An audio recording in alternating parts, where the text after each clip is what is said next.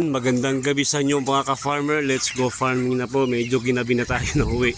At mukhang bukas tayo ng umaga makakapag-adjust. Kanina po nagtimbang na ako sa kanila. Yung mga average, kumbaga karaniwang timbang nila nasa 1.6 po, 1.5.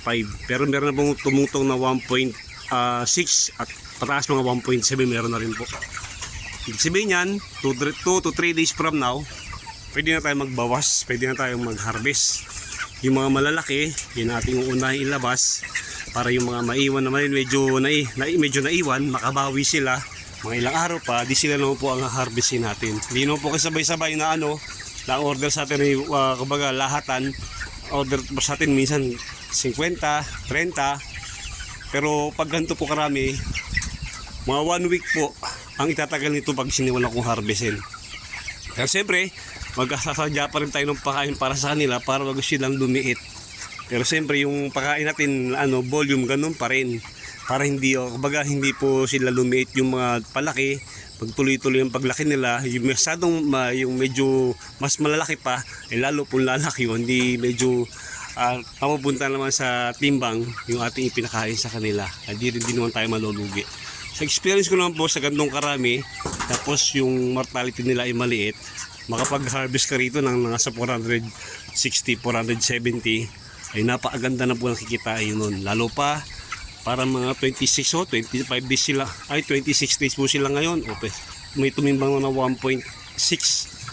Okay na po yun. Kumbaga malapit na tayo sa katotohanan.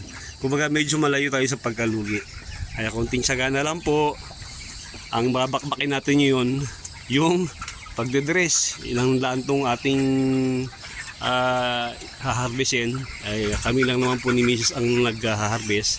Kami din po ang nagdi-deliver sa aming mga customer. Minsan may pumipick up po dito, pero mas madalas po ako nagdi-deliver sa kanila. Ayan. Pag may pagkakataon po, ipapakita ko sa inyo yung paraan ng aking pag-dedress. Kung hindi magkakaproblema sa YouTube, ipapakita ko po sa inyo pati po yung mga gamit ko sa pagdedress. Ayan, magandang gabi po sa inyo lahat. Maraming salamat po sa mga nag-subscribe. Konting hit pa po para mga 500 subscriber tayo. Maraming salamat po sa mga nagko-comment, sa mga nagla-like, sa mga nag-share. Nakaka-inspire yung mga ganun.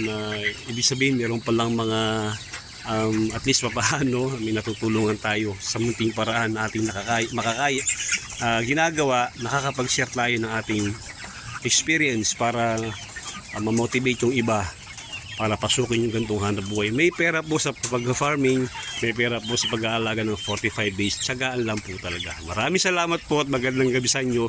Happy farming po sa inyong lahat.